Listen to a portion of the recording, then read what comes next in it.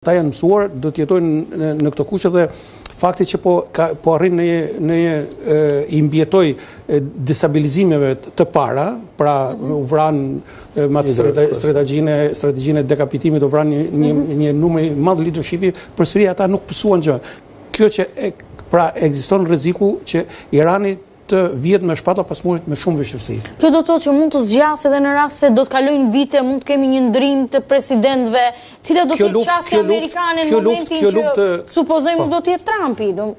Kjo luftë do të ndryshojë konfigurimin e linjës mesme. Nëse Irani nuk trajtohet si humbës dhe të bëhet që të humbi, atëherë i bie që Irani të forcojë të legjitimohet qëndrimi i tij si fuqi kryesore rajonale. Pastaj edhe vendet e tjera që dikur kanë qenë mikpritës e Shtetit Bashkuar të Amerikës me bazë më tjetër do ta rishikojnë pozicionin e tyre në raport me Shtetin Bashkuar të Amerikës. Kjo do të bëjë që fuqitë e tjera, superfuqitë tjera si Rusia dhe Kina të përfshihen më shumë. Pra ka një problematikë shumë të madhe që nuk është një ekuacion shumë të panjohura. Pra, në një farë mënyrë, Emilio, tani qasja amerikane, pavarësisht se kush e drejton si president, shkon për te jembrit. Është e pa negociueshme, le të themi, qasja në luftën e Iranit, edhe nëse kjo situatë duhet me vite. Shikoni, në radhë të parë që të flasim për vite, është shpejt akoma. Por ajo që, shikoni, jemi në një konflikt. Për ta thënë më thjesht atëherë, kjo është një luftë që shkon në një president, apo është një qasje shtetërore e SBA-ve ndaj Iranit? Kjo do varet në atë që do jetë, se si do jetë formatimi i marrëveshjes. Në qoftë se do ketë një formatim marrëveshje, ku të dyja palët do arrin që të përveç atyre që është ndalimi i luftës, përveç atyre që është normalizimi i marrëdhënieve ekonomike, në qoftë se do ketë në shtrirje kohe edhe atë që është normalizimi i marrëdhënieve edhe politike me njëra tjetrën. Bim dhe i kthehemi asaj që më pyetje, Shtetet Bashkuara të Amerikës dhe Irani nuk kanë marrëdhënie diplomatike me njëra tjetrën, flasin nëpërmjet palëve të treta, është herë e parë që flasin në diskutime të drejtë për drejta me njëra tjetrën. E para kjo. E dyta që është e dyta që është akoma që është edhe më e rëndësishme është aktori Izrael. Dhe aktori Izrael në rastin konkret është ai i cili do selli apo do formatoj edhe një pjesë të marrëveshjes, e cila uroj që të ndodhi, por që do ndodhi në një moment, në mos ditët në vijim, në një periudhë më të mëpashme do ndodhi.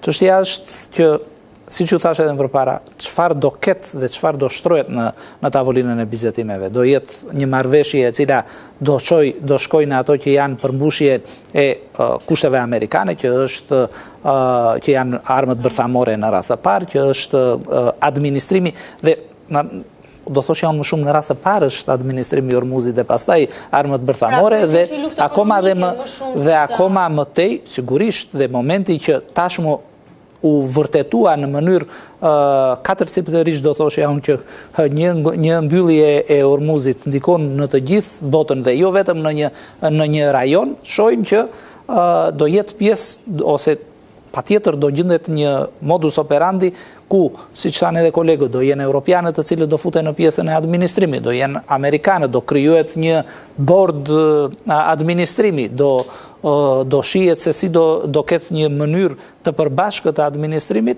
kjo do shihet nga marrëveshja. Por dhe e përmbyll, ajo që është më e rëndësishmja është që jam dakord me atë që tha zoti Shala, fundi i këtij konflikti do sjellë një rikonfigurim të ri në thellësi të rajonit dhe të marrëdhënieve që do kenë si me Shtetet e Bashkuara të Amerikës, si me Iranin apo edhe me aktorë të rëndësishëm që do jetë që tashmë janë në lojë, por ndoshta nuk janë kaq në dukje siç është Rusia dhe Kina, të cilët gjatë gjithë këtij konflikti kanë qenë aktiv, po janë përpjekur të qëndrojnë në hije për të ruajtur një lloj balance me Shtetet e Bashkuara të Amerikës.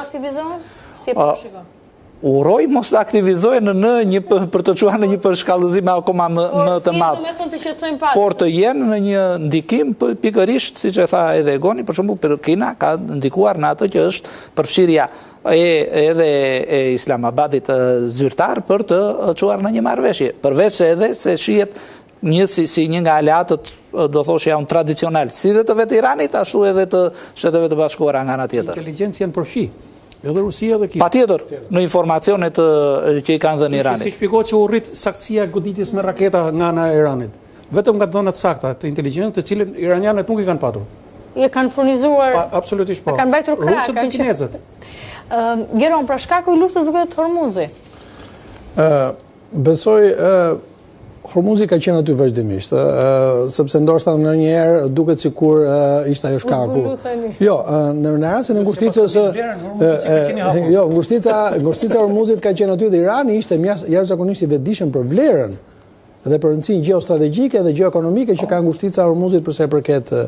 Dhe është dhe një element tjetër që shumë anije kalojnë afër brigjeve të Iranit dhe për shkak një specifike që ka ngushtica e Hormuzit, e cila nuk ka thellësi për gjithë qetësisë. Dhe për këtë Irani ka qenë jashtëzakonisht i vetëdijshëm. Por strategjia që ka ndjekur Irani në të gjithë që nga konflikti kur ndërprerën bizedimet e Omanit pas sulmit të 28 shkurtit, ka qenë ajo që quhet strategjia e dobësimit asimetrik. Pra, ai ka goditur, pra ka përdorur ngushticën e Hormuzit si një armë.